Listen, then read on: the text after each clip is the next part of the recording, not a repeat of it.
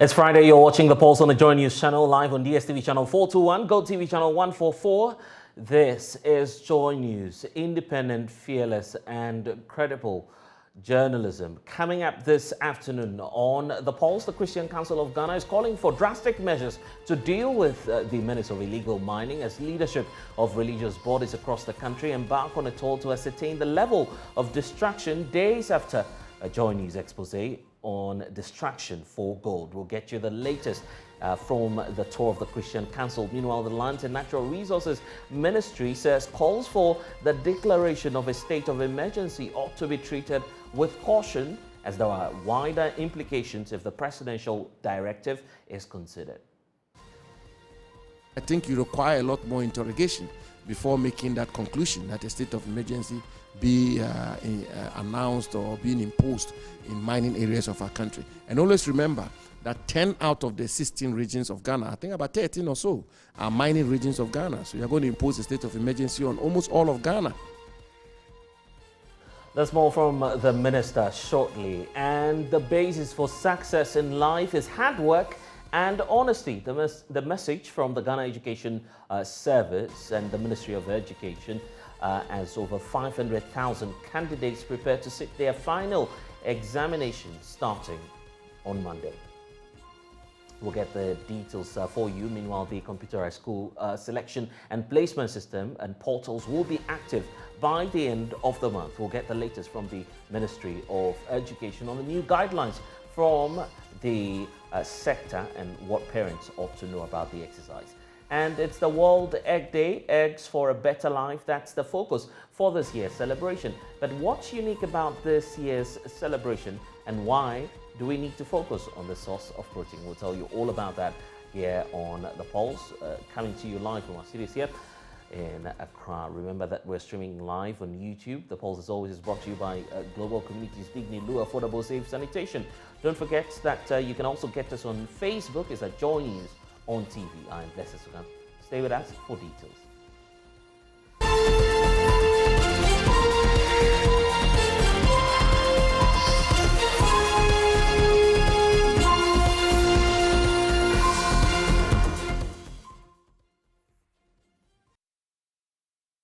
And this afternoon, we focus once more on the menace of illegal mining. The Christian Council of Ghana is calling for drastic measures to deal with galamsey, as it is popularly called. Leadership of the community is this afternoon on a fact-finding mission assessing the level of distraction across various illegal mining sites in the Eastern region. Well, my colleague Michael Nieshale will be joining us live from the Eastern region with the latest shortly. But this latest move, as we understand, by the Christian Council is coming days after the airing of part 2 of Distraction for Gold. So very active mining going on within the Patahon forest, close to Dompim in the western region.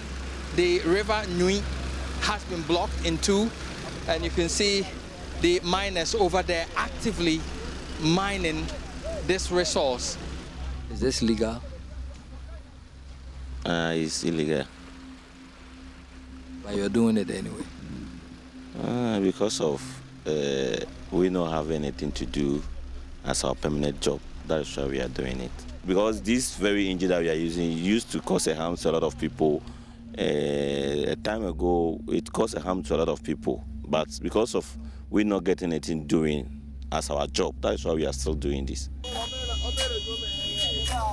Here, we find a number of excavators clearing the riverbed in the middle of a large pool of residue and devastated forest cover. The people here will not tolerate our visit nor speak to us. But we are told that this irresponsible mining activity is sanctioned by a number of powerful people. The River Nui is no longer identifiable from the pits that fill this valley. These muddy-looking men and women represent unemployment, the struggles of youth, and the determination to do anything to survive, including participating in this illegal gold mining activity here.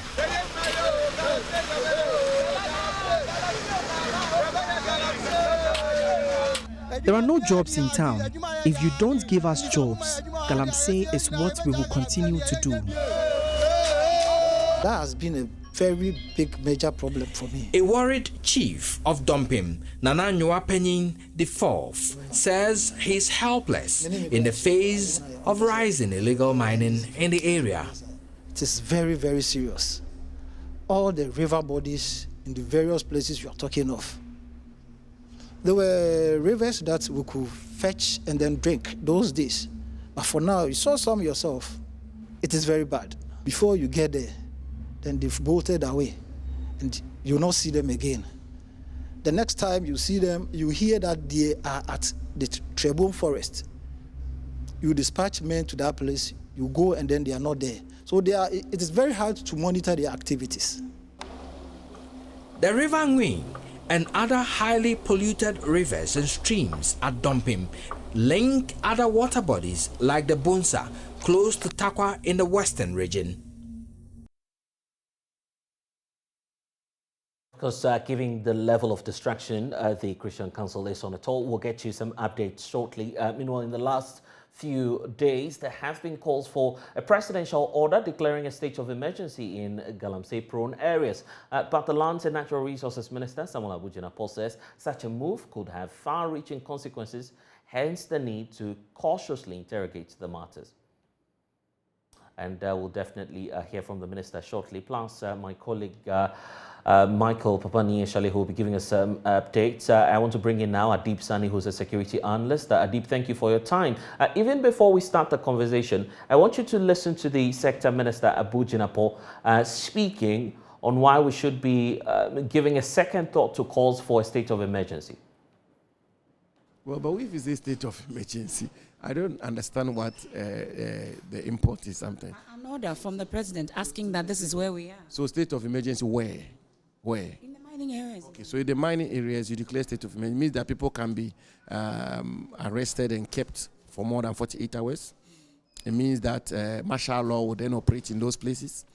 It means that in communities where you have 10% mining, 90% of the community are engaged in their normal activities. Not at a point where anything that can get us there. I'm just raising the issue so that some of these calls to have to be interrogated properly, and then we can come to a more informed conclusions. I'm saying to you, 90% of some of these communities are not connected to illegal mining in any way, who are conducting their business in peace and law-abiding people. They then can be arrested and kept in custody for more than 48 hours.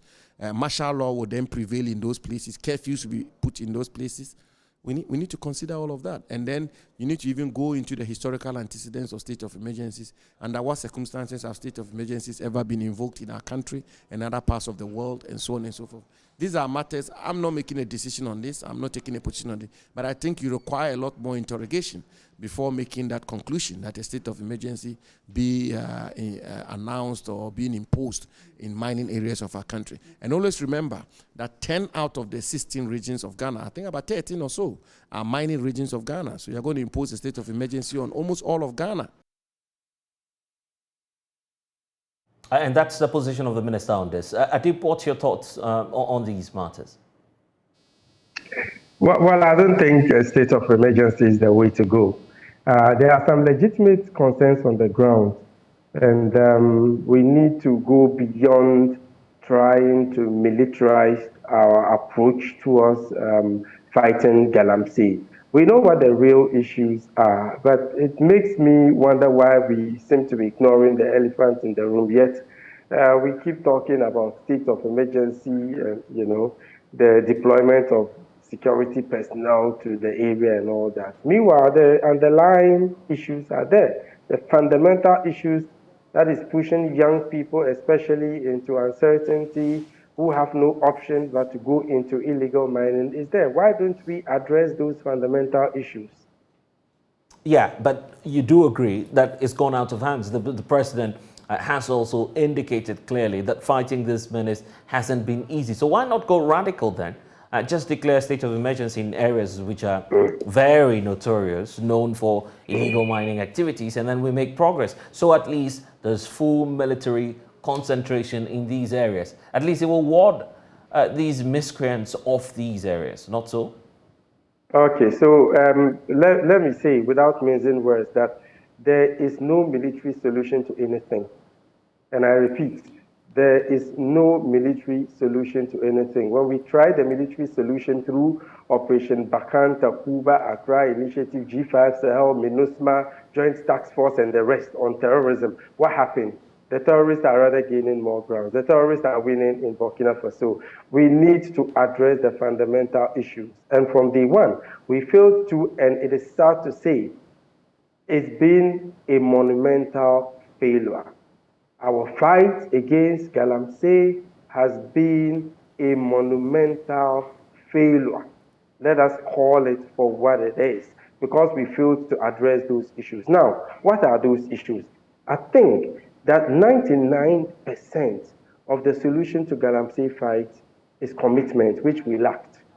I mean, we can bring UN peacekeepers, we can bring all the soldiers on earth to the mining sites. Without commitment, it is almost impossible for us to be able to do anything, because we still have politicians engaged in it. We still have powerful people protecting those engaged in the illegal mining. You go to the mining site, you have people who are supposed to ensure that it doesn't happen, rather engaged in it. And a clear case in point is a documentary by Erastus Asaridonko. Okay, so what are we talking about here? We have the same people who are supposed to ensure that the right thing is done, rather protecting the illegal miners. Secondly, many people go into Galamsey as a means of survival. They have no option. Okay, there are no jobs. And as you can see in your report, they say there are no jobs. So if we can provide the safety nets, so young people would have something to do, would have a job to do, I must say that would help to a large extent. Now we are asking them to go home. Do we have jobs for them? What do we expect them to do when they go home? Secondly, we have weapons. I mean, almost every Galamsey site has at least a pump action gun. What happens to these weapons? Are we asking them to go and put it under their pillows, or they might perhaps find other means used for those weapons? So like I always say, this fight is multidimensional. And we need to be scientific. We need to adopt a multidimensional approach so it will be sustainable.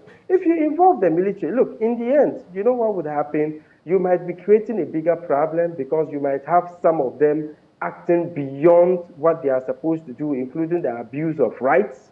You could have some community members picking up arms in an attempt to defend their Galamsey sites because they have nothing to do. You're asking them to go hungry. And the hungry man becomes very desperate. So we need to be careful about the way we approach this. And most importantly, we need to be practical rather than political in addressing this issue. But from day one, these exercises have been treated as one of, a military operation in nature. We've seen Operation Galamstop, we've seen Operation Hawk 2, and the other interventions that were targeted at halting illegal mining. They've all been military in approach. So the belief is just ramp up the numbers, declare state of emergency, and then we could have more boots on ground to contain what it is that these illegal miners are doing. Sogah, to what end? So with all the involvement of the military, to what end? What can we hit our chest and boast about? Nothing. Can any government official confidently tell us that we've won the fight against Galamsey? I was telling a friend the other day, I was like, rather, Galamsey has pro-maxed. So if we use the military, and you see, the height of incompetence is trying the good old trick over and over again, even though it is failing, anticipating that things will change. Things are not changing. We've involved the military enough. Has it succeeded? No. Yeah, but absolutely. What's the alternative here? Adib, what's the alternative here? Particularly if you know that once, we let everything loose, there'll be no enforcement. All we'll do will be the talk show. That's the end of it, because nothing will get done anyway. I'm not discounting the importance of the military in the whole scheme of things, okay? The military has a role to play, because the carrot and stick approach is something we need to pay attention to. But Sogah, if there's commitment, we wouldn't even need the military. The police is enough to execute this. Okay, we need to address the socioeconomic and geopolitical deficits that pushes young people into galamsey pits. There are no jobs. People are done with school. The other day, a gentleman approached me with a master's degree that if I am able to offer him 500 cedis a month, he's willing to work. Okay, so people sometimes go into this as a means of survival. I'm sorry. They don't I'm sorry. I have to cut So through. what are we? Adib, I'm sorry. I have to cut through. But crime is a crime. Why are we not treating it that way?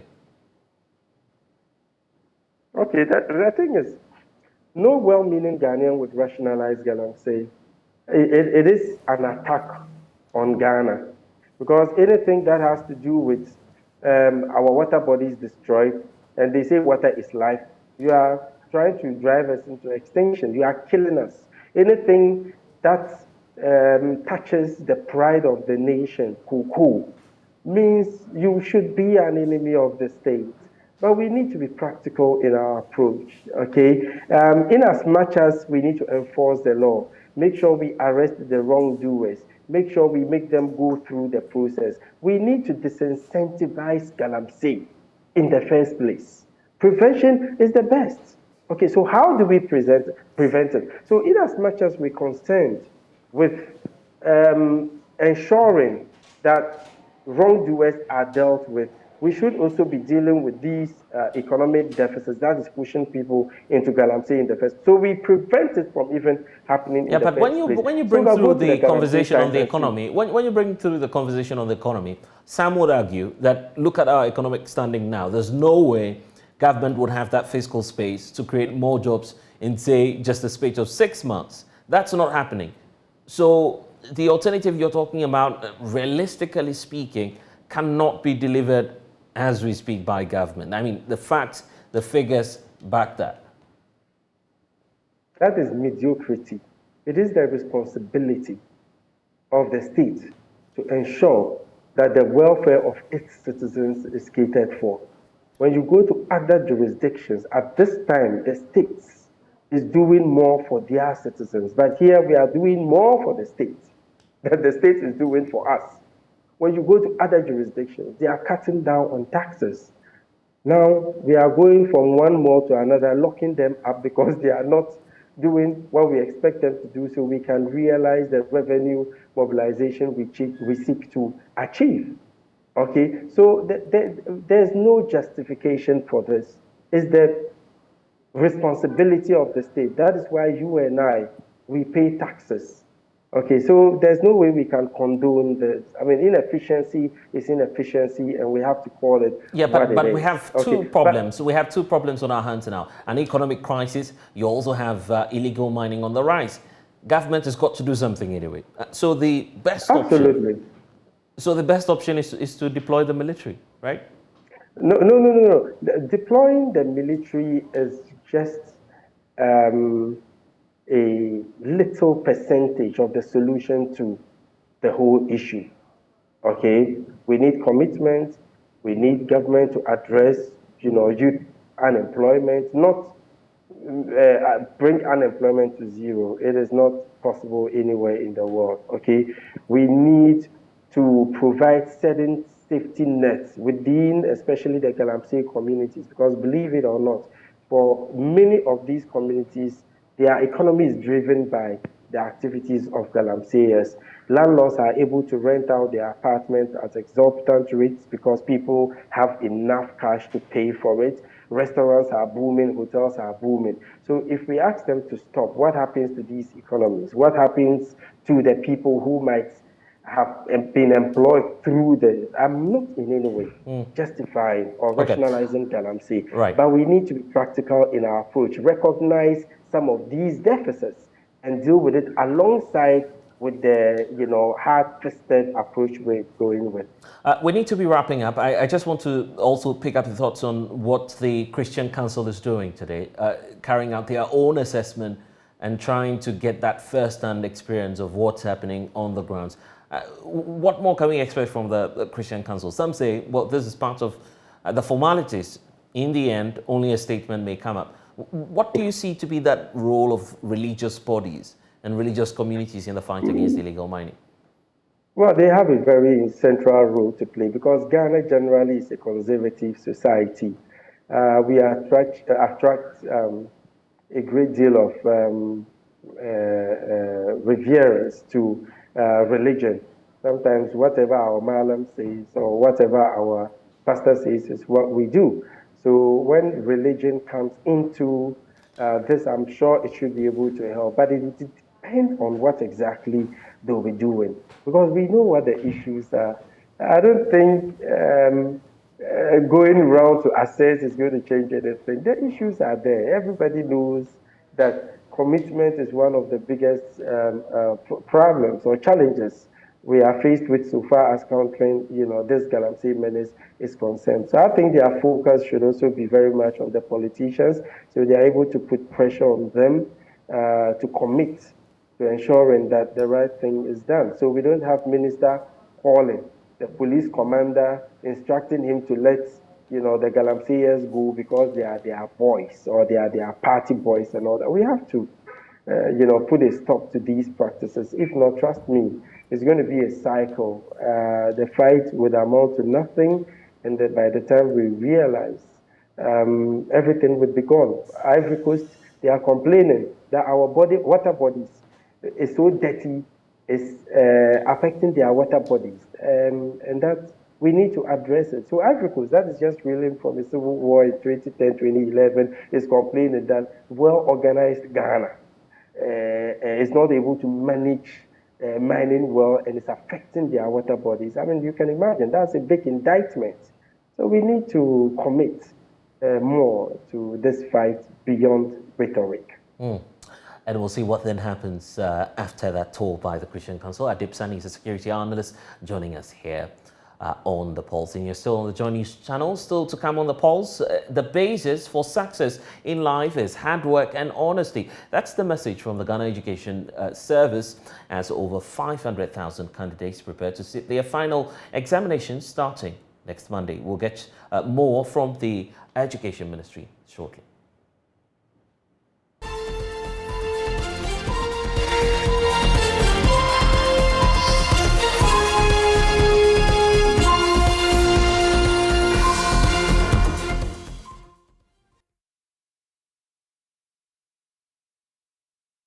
The basis for success in life is hard work and honesty. That's the message from the Ghana Education Service to final year junior high school students across the country. In all, some 552,276 candidates, comprising 276,988 males as compared to 275,000 females, are expected to sit for this year's examination, which starts from Monday, the 17th of this month to October 21 at all 2023 designated centers throughout the country. A statement released by the Public Education Unit of the Ghana Education Service indicates that Ghanaian officials are working closely with the West Africa Examination Council to ensure the smooth conduct of the examination throughout the country.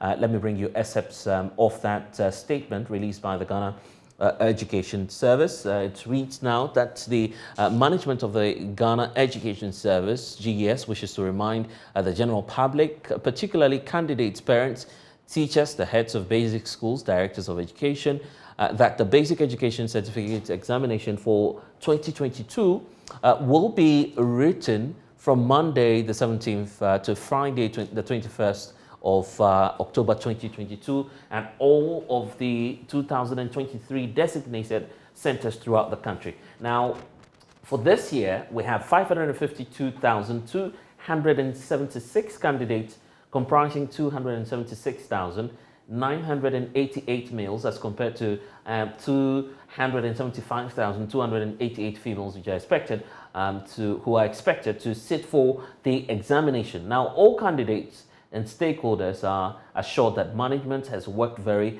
closely with the West Africa Examination Council to ensure the smooth conduct of the examinations throughout the country. Beyond that as well, we're getting that clear indication that all candidates, parents, invigilators, and also supervisors are to appreciate the fact that the basis of the success in life is honesty and hard work, and therefore the Ghana Education Service is urging all candidates and stakeholders to eschew all forms of examination malpractices before, during, and after the examination, to indicate that all cases of reported examination malpractices will swiftly be investigated and dealt with decisively. Now, candidates are also requested to note the rules governing the conduct of the examinations and abide by them in order to ensure incident-free examinations. Management also encourages the security agencies to help deal decisively with all those who attempt to undermine the integrity of the exercise and to jeopardize the future of the candidates. And management is wishing all candidates good luck. So let's bring through now Yao Poku-Mensah, who's a deputy spokesperson for the Ministry of Education. Yao, you're joining us at the time where, of course, we're getting indications that another portal will be opened by the end of this month for candidates to apply for their placement. But let's start off with the candidates going into the exercise, over 500,000 of them. The expectation is when we have all of these people coming through, they are heading straight into the various senior high schools. How prepared are you for them, knowing that potentially we may be having 500,000 people more to benefit from government's free senior high school policy? Good afternoon to yourself and to our lovely viewers. The Ministry of Education and its agencies, i.e. the Ghana Education Service and that of Ghana TVET Service, we've fully and adequately prepared for this crop of future leaders, and the onus lie on the state, especially at our outfit, to ensure that we do create that conducive environment to ensure that they have a better and a bright future ahead of them. The numerous schools that has been established, those that have been upgraded, the numerous infrastructure that the outfit has added on to it, the model schools that are coming up are all for their benefit. And it's well and good that as they face their first summative assessment test, we expect that their strength and what they've gone through, at the end of the day, they sit at the examination hall and pour their heart out. And at the end of the day, they have the opportunity to further their education in the TVET space or in the grammar school space. So we are fully prepared for them, and we know that they wouldn't disappoint us. And we are ready, or will be willing to receive them so that they can continue their academic journey. And then I see that the Ghana Education Service, and by extension your ministry, is concerned about examination malpractices. You're asking the candidates to be hardworking and to be honest going into the examinations. What do you suspect, by the way? We don't suspect anything, but we need to encourage ourselves. We need to remind ourselves of what the stakes are and the opportunities ahead of us. We know people probably want to bring out certain items that will distract the learners, distracting them from their books and preparing adequately for the exam. And naturally, natural instinct, nobody wants to sit for an exam. And therefore, if you hear of something which is coming up somewhere, you want to rush and go there to get it. But we need to be cautious, and we need to remind ourselves that it is based on your strength, your preparation. How prepared are you for the exam at the end of the day? That is what will give you the results, and that is what will give you what you're looking for. And therefore, it's advisable and it's well and good that we do tell the good people of Ghana, especially the candidates and their parents, to desist from any form of examination malpractice that can jeopardize their future. You go with them on your own merit, sit, write the exams, and at the end of the day, glory shall shine in your face and have the success story that you want to write.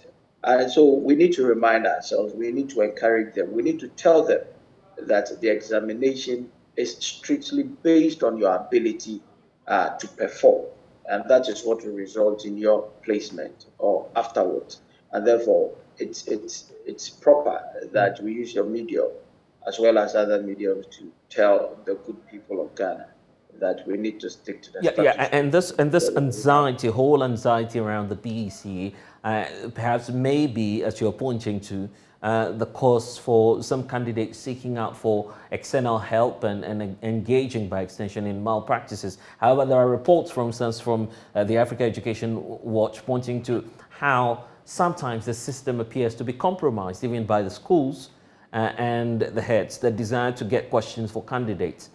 What is it that the Ministry of Education has done, I mean, post the issuance of that report, to give us that assurance now that indeed this examination is having that credibility as it should have?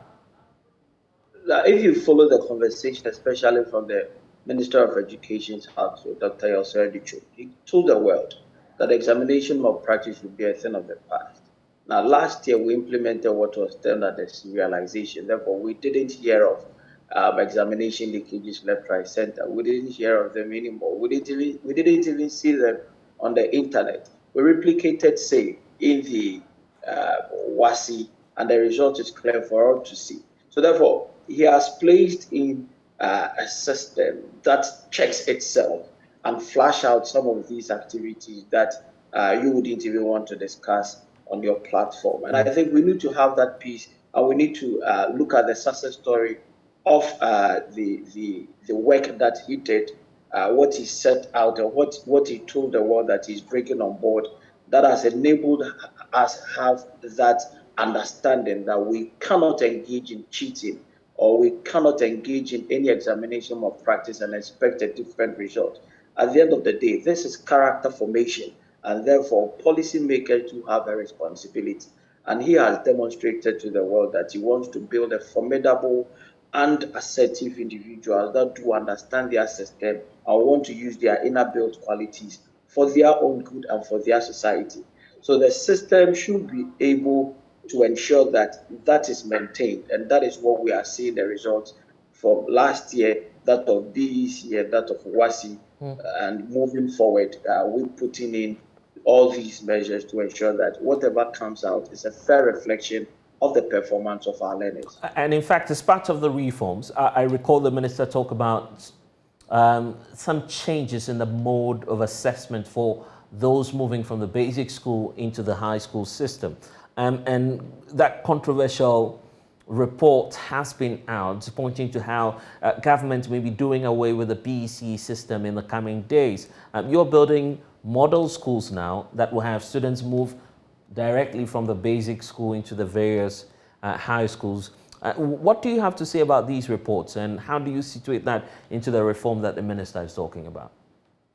We haven't communicated to anybody that we are doing away with that summative assessment after junior high school and after senior high school. Yeah, I mean, but to be fair, technically what you're doing it would lead to the scrapping of the BEC system, because if you don't have students writing the BEC and they're in a certain school that guarantees them 6 straight years at the high school level, you're technically taking the BEC away. No, that is not what the Honorable Minister said. And the conversation of the Honorable Minister has always been that there is secondary education or high school education should be 6 years, and it is 6 years. Now, the junior high school is just a transition into a senior high school. For example, items which are treated at the junior high school level, same in-depth is treated at the senior high school level. If I'm studying osmosis at the junior high school level, the same definition which is given out and the same experiment. But when I go at the senior high school level, I delve deep into the subject proper. So if you don't give that fundamental basis where the learner can transition smoothly upwards, it becomes a challenge. And therefore, I think we need to add our voices to the chorus that he sings and ensure that we do have that 6 years of 6 years of secondary. But you're not even opening up on that policy perspective of the minister. When the minister says, high school should be 6 years, what does that technically mean to you? Because what we know is that in junior high school 3, you're taking the BEC, but making that 6 years straight will bring about some changes. The junior high school is or should be part of the senior high school. So that is why I was giving you an example of what Yes. is learned here and what is learned there. So therefore, it is a transition to the higher grade. So it should be smooth in there. So we currently in our status, we do define junior high school as part of our basic education, as part of the primary. So therefore, the learner psychologically coming in, see himself as a primary school or a basic school entering into a new environment. And therefore, it becomes a challenge to the teacher within the first year to prepare the learner to adapt into the new system that he finds himself. And it goes a long way to affect them. They have to develop gradually. But if we have a smooth system that gives that transition process, they go in there and they should see themselves as high school people. They begin to behave as such and they begin to adapt to the learning approach within that space so that that transition wouldn't be difficult for them.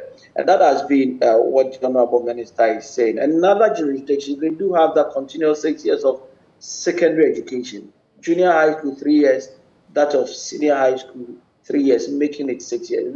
It's not as if we are doing away with a certain summative evaluation assessment test. Okay. So let's get to it. The fine details may not have been out by now, but if you take a look at what it is that the minister is saying, what will then happen to the BEC system? Are you able to guarantee that next year by this time we'll still have candidates for the BEC? Are you able to guarantee that?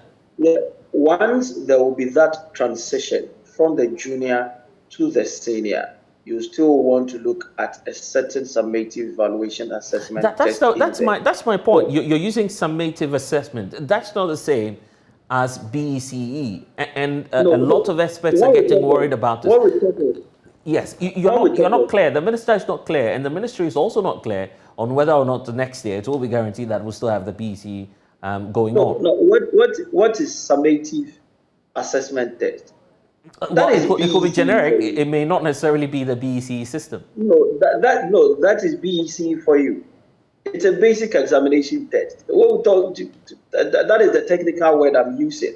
So once it is there, and if you read the pre-tertiary assessment framework, and it spells out what BECE means, what WASI means, at what level should that be conducted, and other summative assessment tests at the national level. So therefore, I don't know where we are getting that from. But I think you're being smart with the words here. Let me reframe my question.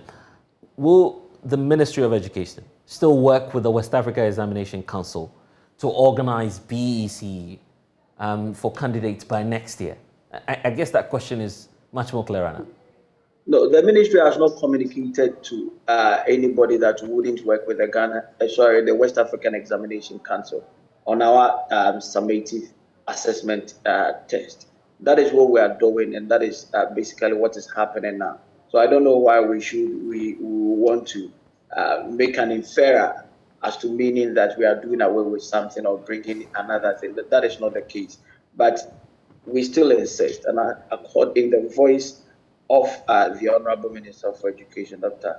Dichum, what is important is that we do have that 6 years of secondary education to prepare adequately our learners for their higher education and for the world of work, i.e. choosing that of grammar and that of the I mean, judging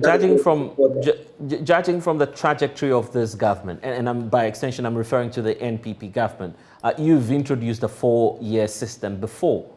That was done by another administration. But then we saw the reversal, and then there is that back and forth about what exactly we need to do with our senior high school system. We don't have centrality in terms of policy. So changing this to 6 years again will create some problems for our education system, not so? No. The reversal back to 3 years was just a political decision. And the result of the 4 years is there for all to see. And again, within that space, I went to junior high school for 3 years. So why do we think that we have that secondary attached to the junior high school? That is the smooth transition must occur. And junior high school should operate within the space of a secondary school. Our junior high schools currently do not even have the science lab. They don't have the libraries. That signifies that it's a high school or it's a secondary school. So we need to put all these in place. That is why, in the vision of the Honorable Minister, we are now setting up some of these schools that do have these facilities in there to give proper meaning to secondary education. And if you go to Ejoso, within the Ashanti region, Abenase and Onye space there, you will see the building progressing steadily. You go to Jaben, you will see SAY. So it is not just by word of mouth. We need to ensure that we do have proper secondary education, which is 6 years, that of 3 years for junior high school, that of 3 years for senior high school. And the items of the facilities that we see in senior high schools should also be seen in the junior high school space, so that that preparation and that transition, just for example, the osmosis that I cited, we only do it either on the chalkboard or on the marker board for the learners to see, while the labs to experiment that for a better understanding. And that is what the Honorable Minister has been preaching. He wants to add the facilities, and he's adding those facilities to it to give that true meaning of a secondary education. I think in the coming days, we'll see it for ourselves when these facilities are ready, and it must be done. And that is why he is doing it. And we don't have the basis to complain that there are no resources to do that. He has shown the way that this is the path to go, so that we can give true meaning to secondary education. Okay. And very finally, that we need to marry. Right. And very finally, you've also issued a statement on the second leg of the conversation, which has got to do with placements. It's computerized, but yet you're asking parents to go through a few guidelines by the end of this month as you put out that, as you release or open the portal for the computerized placement. What is it that parents, guardians, and also school authorities would have to know about the placement that you're about to open at the end of this month? Yeah, what we are putting out is to simplify the process, to give a better understanding to everybody who finds him or herself within that space, so that the challenges that normally do comes with it will be minimized. So therefore, it is important that we do start early. So currently within the process, there will be 6 choices that will be made by the candidate with their guardians or their parents. So they do make the choices, the 6 choices, as you already know, category A, and the other categories for the learner to know. There are other new inclusions that have been added on, especially with the cluster option. And you are at liberty. Once you go through the process, the system will ask you whether you want that cluster. And if you want it, you lock yourself with a yes. And that cluster means that there are certain the school that you choose in, they also have that same character. In case you don't get that, you can fall within the cluster space to get that same character, just like the school that you didn't get. And these are measures that we are introducing to minimize the rush and where it becomes chaotic during the process, and people are anxious. I want to get into this school, and I'm finding it difficult. I'm not getting any school. So therefore, day in and day out, every year, we need to do an assessment, review it, and see how best what can be added on to make the system smooth. And we started early with a video which will be coming to our outfit for you to show to the good people of Ghana on our mobile phones, a simplified form of it in different languages for a better understanding of the process. Right. So the cluster system that you're talking about, what would it allow parents to do? So the cluster system that I referred to, there are schools that have been grouped into clusters, and the cluster affords the candidates to choose. For example, let's say I choose Ebri girls. There are schools with same qualities and character, just like Ebri girls, which have been put together and termed as cluster. So in case I don't get the Ebri girls that I chose, then I fall onto my cluster. That is why it will ask you the cluster option, a yes or no. Do you want a cluster in case you don't get this, that you fall on it, a yes or no? And the choice will be yours to make, whether if you want it, then you click on yes and then it locks in there. If you don't want it, then you click on no. So that is how the system will look like, so that we can have a simplified and an easy placement for our candidates. Anyway, we'll have to leave it here. Yeah, Opoku-Mensah, Deputy Spokesperson for the Ministry of Education. Thank you for your time. Well, still to come here on the Pulse, we're asking that question: what's your source of protein? Eggs for a better life. That's the focus for this year's World Egg Day. We'll tell you all about it when we get back from this break. Please stay.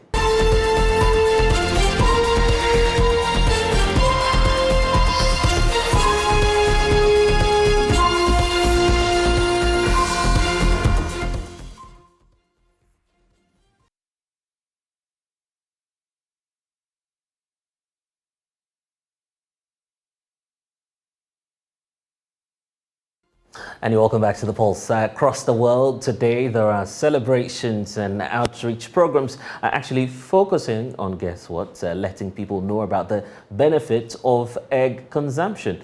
It contains significant amounts of nutrients, and World Egg Day was established in Vienna 1996 when it was decided to celebrate the power of eggs on the second Friday in October each year. Since then, egg fans around the world have brought up a new and a creative initiative to actually honor this incredible nutrient powerhouse, and the day for the celebration has grown and evolved over time. Ghana has not been left out of that celebration, and of course there's a lot more happening here in the country. So let's check out what's happening throughout the day by bringing my very good friend, Comfort Cherewa Echampo. I always want to get that name right. So it's with that community, just to share the excitement with us.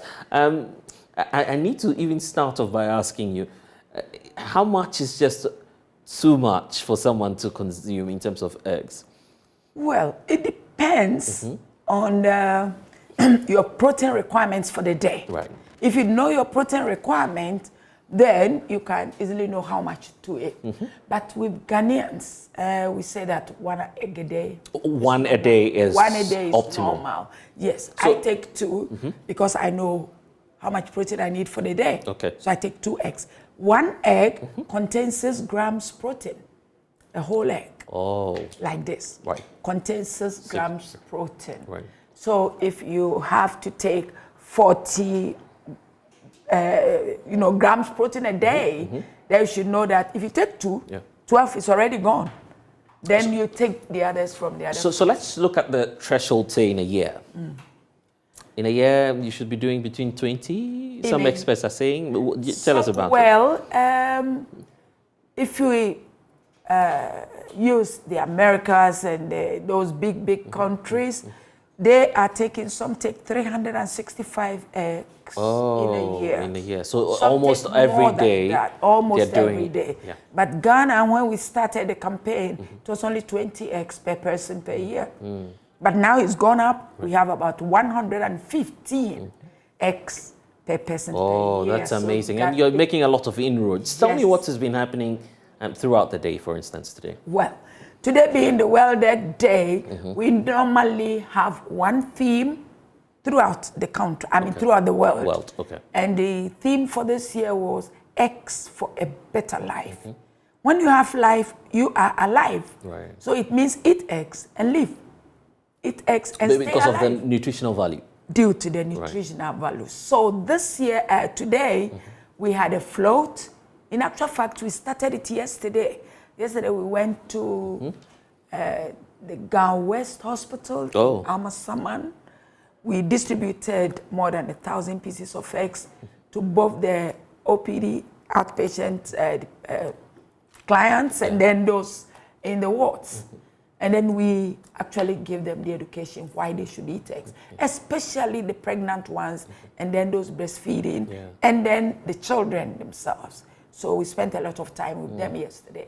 Today, we did a float from Abrasport through the Principal Street, and we ended up in La Paz, New Market, distributing cooked eggs in the midst of education. Wow. Really educating. And the message has been simple.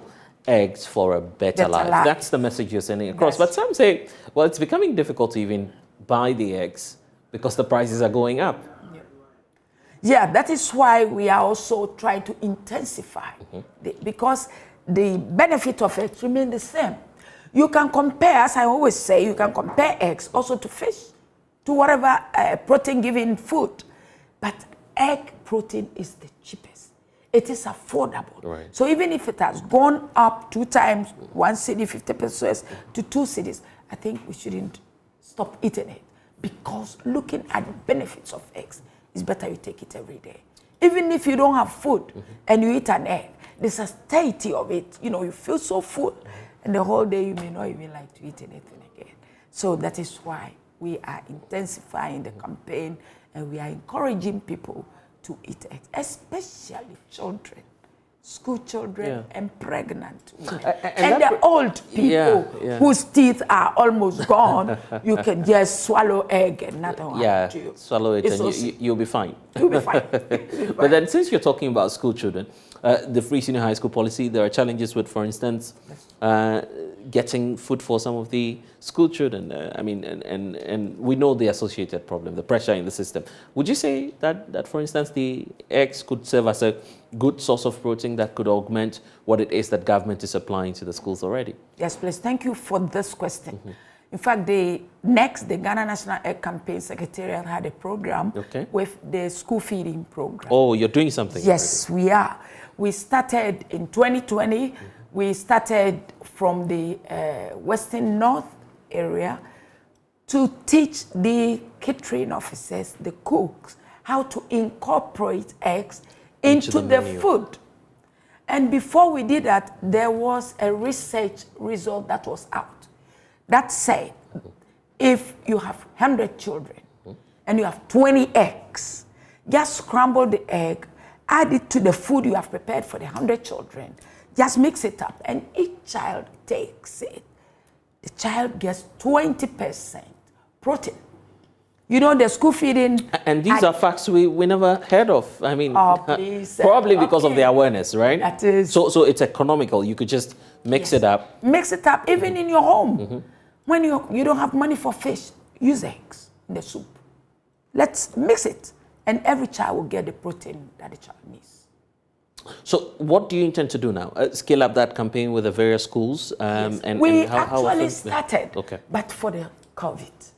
The COVID stopped it because when we finished with the Western North region, we're going to go to the other regions and then the COVID. So we are now thinking of starting the whole thing again because that was good. Most of the caterers we know, fish is expensive, this is expensive, but then they found out that the egg was cheap. So immediately we did it. Western region, they took it up and they are now doing it, incorporating scrambled eggs into their meals. So what will be your message to the Ghana Education Service and the other Ghana authorities? Education Service, the government, please, if we can encourage the school feeding program to take egg as the main source of protein for the children, it will be very good. Okay, and I want us to touch on production, because we shouldn't just be looking at consumption, right? What measures do you feel we should be putting in place to scale up production so at least everyone will get the eggs that you're talking about, its nutritional value, so it could be a shared benefit for all? It's very unfortunate to say that as we sit here, about 70% of our big-time farmers have stopped. They have completely, well, some have sold their farms, others have stopped completely, some are, producing halfway. The cost of producing or production is very high now. Maize, which they used to buy for 50 cedis per 100 kilo, is now 330 cedis. What they used to buy at maize, corn. Yeah, the corn. They used to buy it at 50 cedis per 100 kg. It's now 300. So it's more than double. Yes, please. Three times almost. So the farmers are complaining. The inputs are very expensive. Not to talk about, how do you call it? The protein sources that they add, which is the soya bean meal. These are imported and they are so expensive. So that has really forced the farmers to increase it because they cannot even break even. Farmers cannot break even. Those who cannot contain, the loans, they can't pay their loans and so on, have left the scene. So very few farmers are doing it now. And if the government doesn't come in, there's going to be total So what do we need to do now? Show up importation or try and support our local industries? The argument has been, well, we're not sufficient in terms of our local industries. We can't produce enough to feed the nation. We should be able to produce the maize. Okay. I think the Planting and for Food and Jobs program did that. We got a lot of maize. But then we sold the maize to the neighboring countries. They came in to buy the maize at the expense of our farmers. So when the farmers needed the maize, there was trouble. You know, we have white maize, and that's what we are all eating, both the livestock and then, human beings. But the yellow maize, during one of the governments, I'm not mentioning anybody's name, but then you want to be safe at this point. Yes, I want to.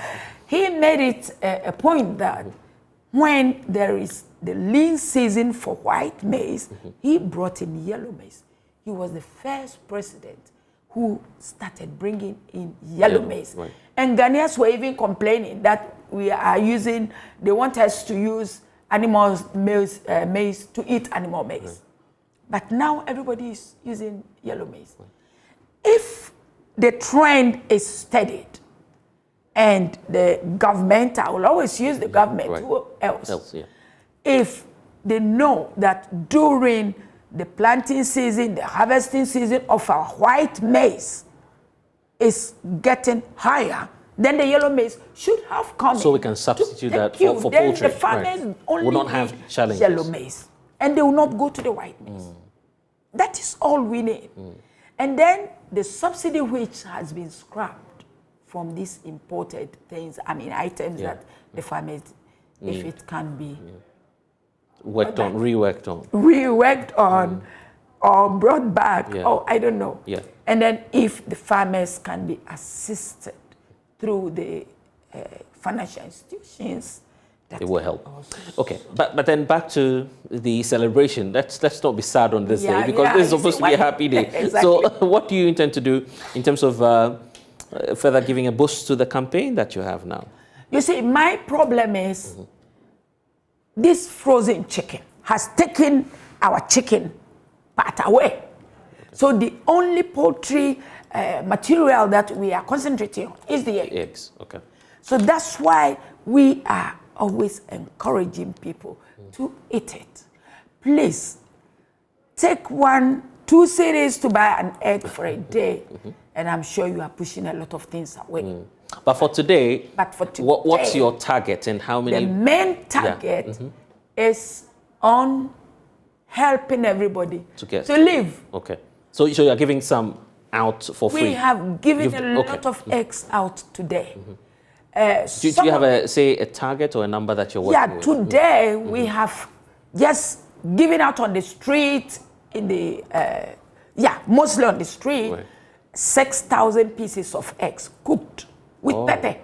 We did that today. Amazing. Throughout. And also free? For free. And the whole regions, all the regional capitals also celebrated it. They've donated, some did it in hospitals, others in schools. Even as we speak now, there is a group in Upper East, Bolga. They are in the church, giving out cooked eggs and then giving the education. I'm sure the team will be coming here to multimedia. So I have some eggs for you. Definitely, we'll be going catching the fun. So I'll give you a minute to just speak to the nation and to those who need to know about eggs. Thank you. Now we have talked so much about the benefits. I want to talk a little bit about how to store how to store it. Eggs.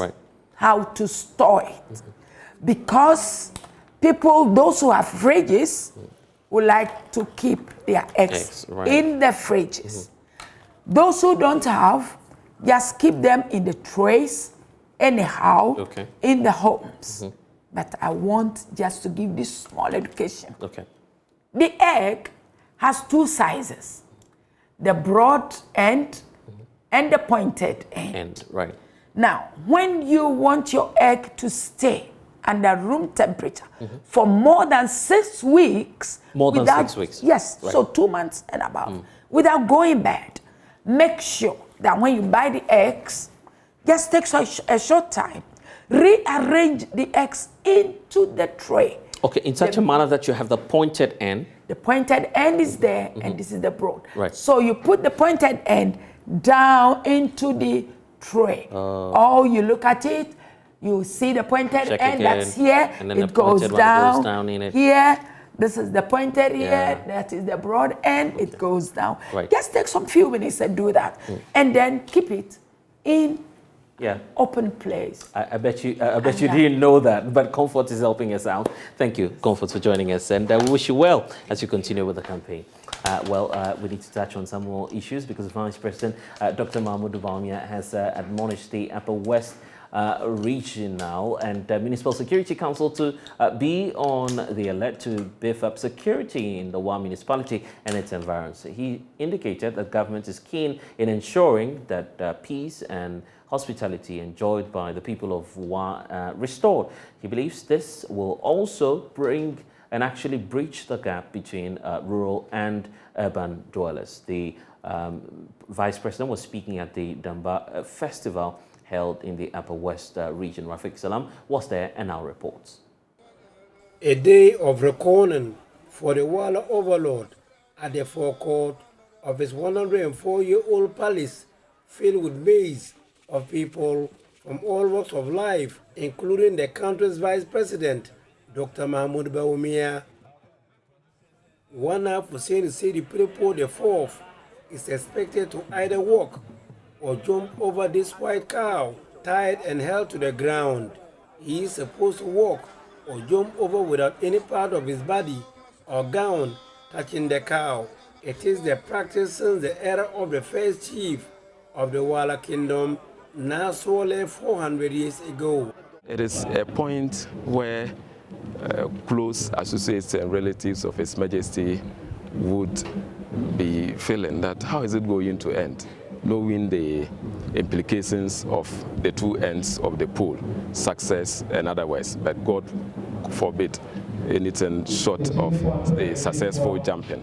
And then we also trust that the prayers that have always been said for His Majesty and His kingdom by the clerics, the traditional clerics, the Leman stock, and many others have always been answered by the Almighty Allah. Majority of the royals from all sides, including the landlords, the imams, the Yirinemine. In fact, the people that form the Wala state, they are in a pensive move, praying for a successful outcome of the Wana to have a successful jump over the cow. That's why in this period, right at the Wana's palace, it's not time for merrymaking. It's a period of somber reflection. They are in pensive mood. For members of his immediate family, especially his first daughter, Princess Barkisu Fuseni Pelpu, who learns the rudiments of the tradition and culture from her father, she wished a day like this should not have been on the calendar. As a result, Princess Barkisu has not gotten the heart to be among the crowd to see through the cliffhanger. Outside the palace, there is no difference. There is apprehension. I see the cow lying down here, and the Wana himself, alongside the family and his friends, even including me. We are not all happy now because this is a test case. If he fails, you will see us all mourning, which means that all is not well for the state. And if he's successful, you will see jubilations and other things, and the day will be a great day for us. So we are all praying for him. To demonstrate his strength and ability to continue to rule the people of Wa, and indeed the Wa state, made up of about 7 paramountcies. So it is a time we all are praying for him, looking up to God and hoping that he'll be able to do what his ancestors have done before. The Wala overlord appeared at the forecourt wearing a talismanic smock that used to be worn by his grandfather, Napilpo III, during challenging periods 100 years ago. He was sandwiched by representatives from the 12 recognized sects that form the Wala state to go around the cow. The imams led the way with recitation of some verses of the Holy Quran, praying for a successful jump.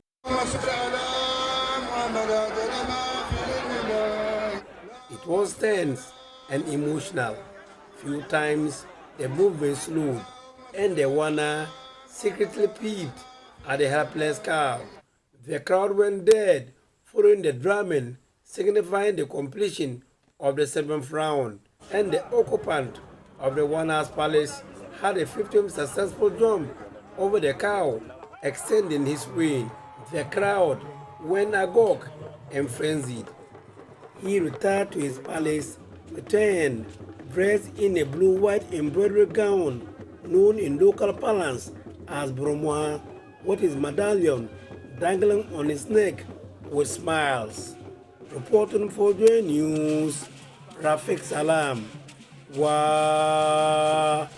And definitely when that tune comes up, you know that the competition is on, but we need to talk about the National Science and Maths Quiz 2022. The competition is taking place in Kumasi today.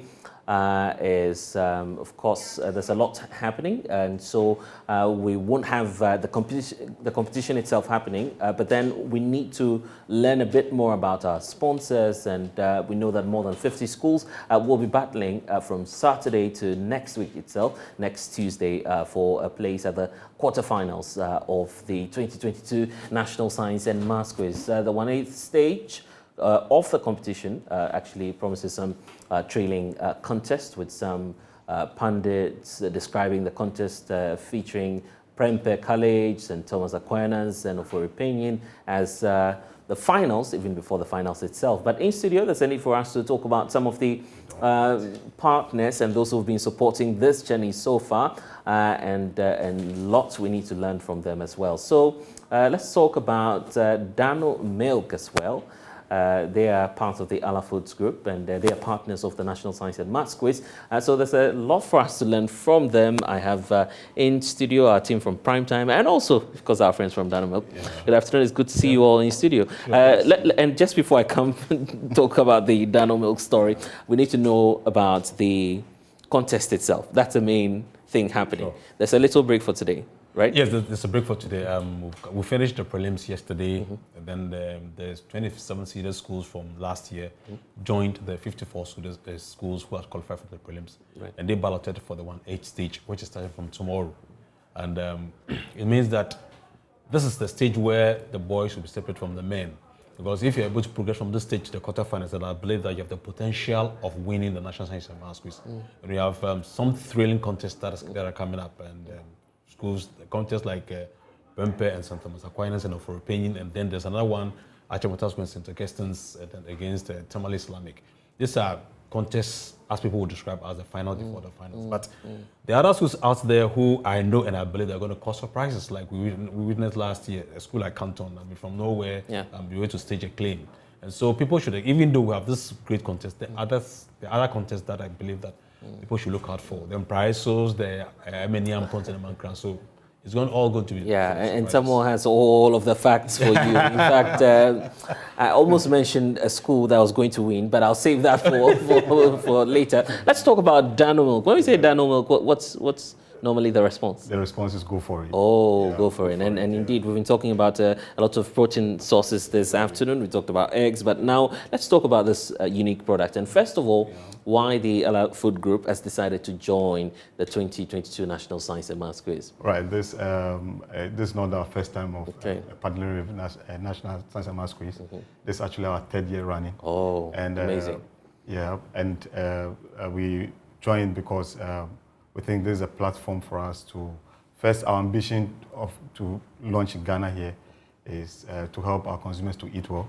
And this is our operations are guided by stiff principles of eating well, fundamentals of eating well. Yeah. That is having a good food that tastes good, food that has all the nutrients, food that is safe, and food that is affordable. This is what we are propagating. And we think National Science and Maths Quiz is a good platform for us to tell our youth especially our students, that if you want a good, affordable dairy nutrition, it is Dano milk. Yeah. And nothing else. And in fact, when we talk about this whole conversation about STEM and the National Science and Maths Quiz, how does that really feed into the Dano milk story? Yeah, we know milk production is milk actually is a very sensitive product, and it easily attracts a lot of microbes and all that. And so if you have a little contamination, that's all. It creates problem. Yeah. And science is the basis of good quality product. When it comes to quality assurance, it is food science, it is food biochemistry, and all that. And STEM actually just fits in perfectly. We train our scientists to come up. I love foods. We are here to stay. We are building a giant company in Ghana here, and it's just good that we groom our scientists to come up and take up the job that will be created in the future. So I'm seeing just about 3 or 4 products here. Exactly. Is this all you have? No, this is not all we have, but this year's Science and Maths Quiz, the product to go is our evaporated milk. It's our new, we can call it new baby on the market. On the market, and that's why we are bringing it. We came up with a cool cow. That's the powdered milk, and that's the toast of all the secondary school students.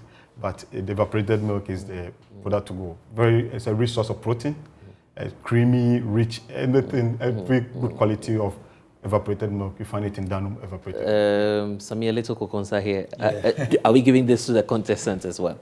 Well, they have special packages as well. Oh, amazing. So they even have more. Yeah. I mean, they benefit a lot from amazing. From Dano products. And I mean, how do you factor nutrition? And I'll come back to you. How do we factor nutrition into the contest itself? Do you take that on by feeding our contestants well? Exactly.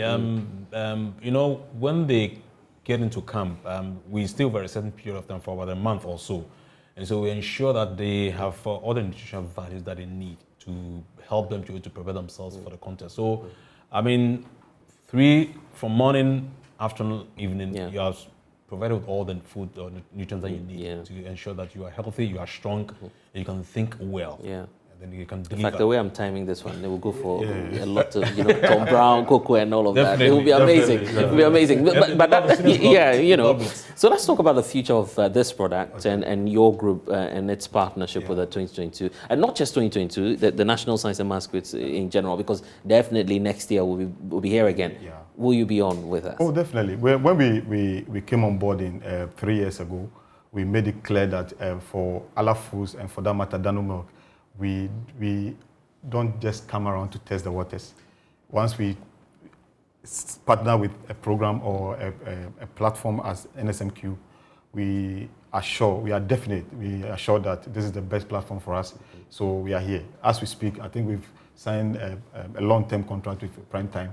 So we are here this year, we are here next year, and the years to come. And you say go for it, right? Let's go for it. Indeed. We simply need to go for it. Exactly. So which school are you rooting for this year? Actually, Dano Milk stands roots for the less endowed schools. Oh. We have an award scheme for... Also, you even have a special package. We have a special package for less endowed schools. We call it Inner Strength Award. Last year, it was won by Canton SHS. And this is a good news for us. I need to use this platform to say that because of Canton, we actually launched our business in Wa and Tum, because of Canton. And this year, the package is bigger. For the best performing less endowed school, we are now giving out 7,000 cedis as our reward for best performance. And we have a plaque, and just good is very good. Yeah. And how about the finals as well? The finals, frankly, I am fed up with the big schools always winning. You want the underdogs? I want a surprise. I want one of the underdogs to surprise us, and that will make the contest sweeter than it is now. I know the Preseg, WAS, and all those schools are here, but frankly, from Ala Foods' perspective, we want a less endowed school to win, and if it happens, the Inner Strength Award is just one of it. We will actually organize a big party in the school to celebrate it. We'll be on the lookout for that party. Exactly. Definitely Dano Milk will be featuring. And Wilson, I'll give a minute each to you and that's Samuel to wrap up for us. But let me start off with Samuel because you have, I guess, a special message to our contestants? Yeah, so for me, all I would want to say to our contestants and for them at the schools is that even if you lose your contest, doesn't mean you're a loser. Yeah. You're a winner. Because and that's why I like the idea of the inner strength. Exactly. Yeah, exactly. You're still a winner because that's the platform which you can build your career, your life. Last year, nobody knew about Francisca Lamini. But today, because of the Science and Masters platform today, she's in Harvard and enjoying a scholarship and therefore preparing for a better future for herself. So for all the schools, even if you lose, don't think of yourself as a loser. You're not you're a winner just because you're part of the National Science and Masters. And I say a big good luck to all of them, and a special thanks to all our partners. I mean, GES for our main sponsors, APSA, Dano Milk, Goil, Prudential Life, Etetigo, GNPC, Academic City, Accra College of Medicine, and YFM. We see a big thank you to all of them because without them, I'm not sure we'll be here discussing the National Science and Masters. And also, we need to say thank you to Dano Milk. Exactly. Yeah, so I'll give you the final words then. Well, of course, we are expecting a lesson that school to pull a surprise this year.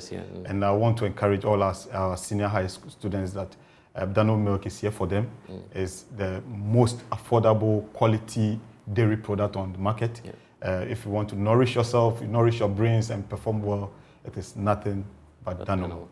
And they're saying go for it. So thanks to Wilson and Samuel for joining us here. You're still with us on the Pulse on the JoyNews channel. We'll be back shortly after this. And you're welcome back. Time now to do Drive Safe. And of course, in studio with us, our good friend, Reverend Cyril Benedict Crab. He always wants me to add that because he's with the Accident Victims Support Ghana. And of course, you've been doing quite a lot over the period. You've gone under the radar. Now you're back. What's on the table for you as a group? Yeah, thank you very much. A quick good evening to yourself and also your cherished viewers as well as your management and the team. Yes, from the beginning of the year, you and I as well know that the accident rate has been, going up, increasing. And when it happens like that, it means that our foundation has a job to do. A lot has been done. We realize that it has become very difficult and very challenging, where we have more male dying in the crashes and we have more children also dying in the crashes. We need to sit down and how to find a strategy to help these victims, because most of them don't know where and how to get the help. They also don't know the insurance as well as the police report processes. And so we have to go across the country to be helping these people. We've come to the end where, by the grace of God, we have to celebrate our 14 years, anniversary. And so we're coming up with the I Support Accident Victim. You and I agree that when it happens, you always, share the occurrences to your viewers. And sometimes it's very, very pathetic. Sometimes it's very worrying. It has become a source of worry now. The entire country is worried about this. And according to the UN, road crashes are a third, a cause of death in the world. And for Ghana, is the first cause of death in our country now. We have victims who, as I talk to you now, are still lying down there at the hospitals. Some of them treated, discharged, but yet detained. They don't have the money to come out. Some of them don't have even the wheelchair for the recovery processes they are going through. There are also some that have been buried and have been given that, not so befitting burial. We have mass grave sites where, big victims were buried there. And also the over 100 people that died in one day, 2019, also there. Their gravesite is not, a place to look at. And so we think that we should come up with something as the sector that takes care of them so that everybody will feel concerned, because you and I ply the road every other day. It is the wheels that, keep the economy going. And this wheel is also that, cause this pain onto us. So we are coming up with what we call the I Support Accident Victims, where everybody must take it upon him or herself to be a part of the support for these crashes, because it can happen to you as it is happening to other people. You don't know when it will come to you. I always say that you are a handsome, gentleman, and I would never want to hear that you have been involved in an accident or in any crash. That will be, a pathetic situation where I cannot, bear or handle. And so we are coming up that you and I should come out and then, support accident victims. And you have a new initiative that you're running, yes, correct? We have a new initiative. It is coming on Tuesday. Tuesday is exactly on the 18th of October, and it is our anniversary, 14 years running, and then 6 years officially. So we are coming up with sort of a sticker where we are going to give to every every car, whether big or small, and also to the transport companies, just to tell them that you take this, put it in front of your car for you to be very mindful on our road. Think of overspeeding, think of, overtaking, wrongful overtaking. Think of all of this and think about yourself. By so doing, you are a part of the people that are supporting these accident victims.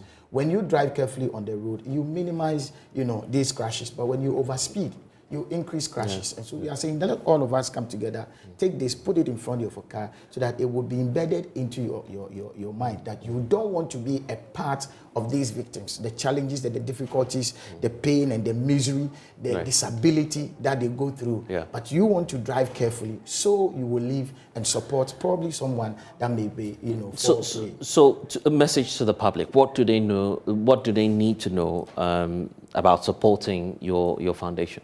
Yes. Well, my foundation there, everybody who is listening to me now has to. Because if you own a car, you definitely have to support the accident victim because you can be a victim today. But by extension, we are saying that we should all be mindful of the fact that if today we are well on our roads, it means that we are doing well. But then on Tuesday, everybody should come. Yes, Tuesday on the 18th, 10:30 a.m. at the Africa Regent Hotel. Yes, we are meeting there to launch the I Support Accident Victims. And by so, we are asking all corporate institutions, benevolent individuals, and well-meaning Ghanaians to come together. Let's launch it. Let's be a part of it and support these victims. That is what we can give. And by going forward, we can help everyone who has been involved, the vulnerable ones in the hinterlands, who will call upon us, and then they will always have their the help that they need. And that's Reverend Cyril Benedict. Be sure to meet him next week, of course, at that event. And that's all we have for you here on The Pulse. I'm Blessed Sogah. Log on to myjoyonline.com. We have updates for you there. We'll see you next week.